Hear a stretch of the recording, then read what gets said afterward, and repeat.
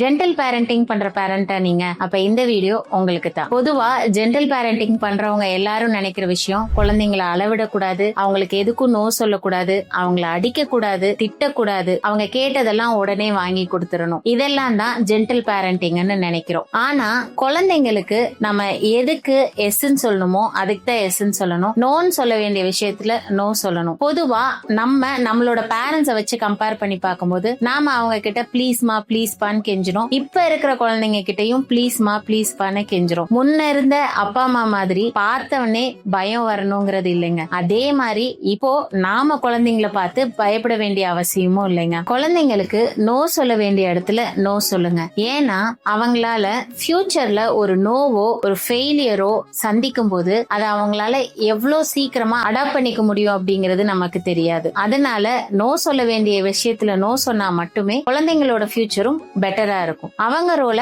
அவங்களுக்கு புரிய வைங்க, உங்க ரோல நீங்களும் புரிஞ்சுக்கோங்க. அப்பதான் பேரண்டிங் ஹாப்பியா இருக்கும்.